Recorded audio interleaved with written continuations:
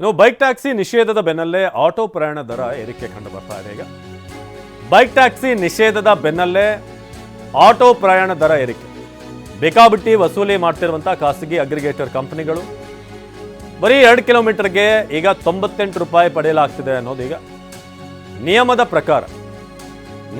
ಪ್ರಕಾರ 30 ರಿಂದ 35 ರೂಪಾಯಿ ತೆಗೆದುಕೊಳ್ಳಬೇಕು. ನಂತರದ ಪ್ರತಿ ಕಿಲೋಮೀಟರ್ಗೆ 15 ರೂಪಾಯಿ ದರ ಏರಿಕೆ.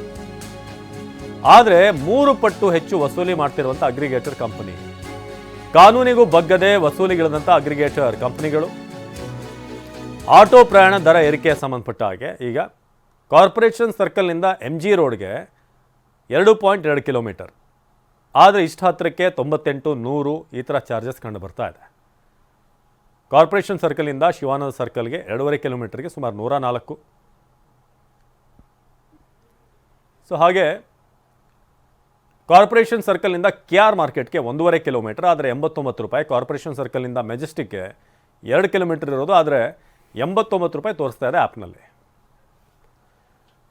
ಕಿರಣ್ ಸೂರ್ಯ ಬಗ್ಗೆ ಹೆಚ್ಚಿನ ಮಾಹಿತಿಯನ್ನು ನೀಡ್ತಾರೆ. ಕಿರಣ್, ಇದೀಗ ಈ ಬೈಕ್ ಟ್ಯಾಕ್ಸಿಯನ್ನು ನಿಷೇಧ ಹೇರಿದ ಮೇಲೆ ಮೊನ್ನೆ 16ರಿಂದ ಇದೀಗ ಬೇರೆ ದಾರಿಯನ್ನು ಕಂಡುಕೊಂಡಿರೋ ಹಾಗೆ ಕಾಣಿಸ್ತಾ ಇದೆ. ಯಾಕಂದರೆ ಇಲ್ಲಿ ಆಟೋ ಬೇರೆ ಕ್ಯಾಬ್ಗಳಿಗೆ ಜಾಸ್ತಿ ಮಾಡಲಾಗಿದೆ. ಯಾಕೆ ಹೀಗೆ?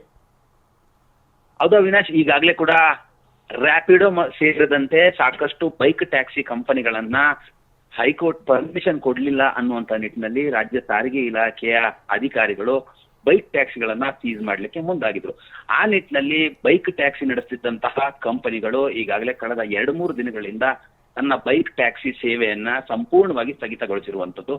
ಆ ನಿಟ್ಟಿನಲ್ಲಿ ಓಲಾ ಆಗಿರ್ಬೋದು, ಊಬರ್ ಆಗಿರ್ಬೋದು, ರ್ಯಾಪಿಡೋ ಆಗಿರ್ಬೋದು, ಈ ತರ ಅಗ್ರಿಗೇಟರ್ ಲೈಸೆನ್ಸ್ ಪಡೆದುಕೊಂಡಿರುವಂತಹ ಕಂಪನಿಗಳು ಆಟೋದಲ್ಲಿ ದುಪ್ಪಟ್ಟು ದರವನ್ನ ತೆಗೆದುಕೊಳ್ಳಿಕ್ಕೆ ಮುಂದಾಗಿರುವಂತದ್ದು. ಕಾರಣ ಏನು ಅಂತ ಹೇಳಿದ್ರೆ, ಸಾಮಾನ್ಯವಾಗಿ ಒಬ್ರು ಹೋಗ್ತಿದ್ದಂಥವ್ರೆಲ್ಲರೂ ಕೂಡ ಬೈಕ್ಗಳಲ್ಲಿ ಹೋಗ್ತಾ ಇದ್ರು.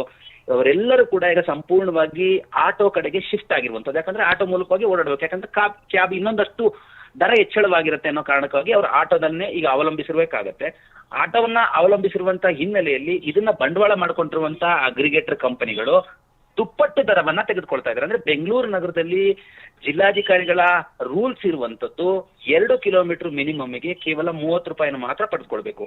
ಅದರ ನಂತರದ 1 ಕಿಲೋಮೀಟರ್ಗೆ 15 ರೂಪಾಯಿನ ಪಡ್ಕೊಳ್ಬೇಕು ಅನ್ನೋಂತ ಒಂದು ರೂಲ್ಸ್ ಇರುವಂತದ್ದು. ಆದರೆ ಅಗ್ರಿಗೇಟರ್ ಕಂಪನಿಗಳೀಗ 30 ರೂಪಾಯಿಯಿಂದ 45 ರೂಪಾಯಿವರೆಗೂ ತೆಗೆದುಕೊಳ್ಬೇಕಾದಂತ ಜಾಗದಲ್ಲಿ 98 ರೂಪಾಯಿ, 120 ರೂಪಾಯಿ, 120 ರೂಪಾಯಿ ಈ ತರ ಪೀಕ್ ಅವರ್ ಅಲ್ಲಿ ಒಂದು ತರ, ನಾರ್ಮಲ್ ಅವರ್ ಅಲ್ಲಿ ಒಂದು ತರ ಅಂತ ಹೇಳಿ ಪ್ರಯಾಣಿಕರಿಂದ ದುಪ್ಪಟ್ಟು ದರವನ್ನ ತೆಗೆದುಕೊಳ್ಳಲಿಕ್ಕೆ ಮುಂದಾಗಿರುವಂತದ್ದು. ಇದರ ವಿರುದ್ಧವಾಗಿ ಈಗಾಗಲೇ ಕೂಡ ಪ್ರಯಾಣಿಕರು ಸಾಕಷ್ಟು ಆಕ್ರೋಶವನ್ನು ವ್ಯಕ್ತಪಡಿಸಿರುವಂತದ್ದು. ಕಾರಣ ಏನಂತ ಹೇಳಿದ್ರೆ, ಬೈಕ್ ಟ್ಯಾಕ್ಸಿ ಹೋಯ್ತು, ಆಟೋದಲ್ಲಿ ಓಡಾಡೋಣ ಅನ್ನುವಂಥದ್ದು ಏನಾದ್ರು ನಾವು ಮುಂದಾದ್ರೆ ನೀವು ಏಕಾಏಕಿ 1 to 2, 3 ತೆಗೆದುಕೊಳ್ಳುವಂಥದ್ದು ಎಷ್ಟು ಸರಿ ಅಂತೇಳಿ ಈಗಾಗಲೇ ಈ ವಿಚಾರಕ್ಕೆ ಸಂಬಂಧಪಟ್ಟಂತೆ ಸಾಕಷ್ಟು ಆಕ್ರೋಶಗಳನ್ನು ಕೂಡ ಈಗಾಗಲೇ ಪ್ರಯಾಣಿಕರು ವ್ಯಕ್ತಪಡಿಸಿರುವಂತದ್ದು.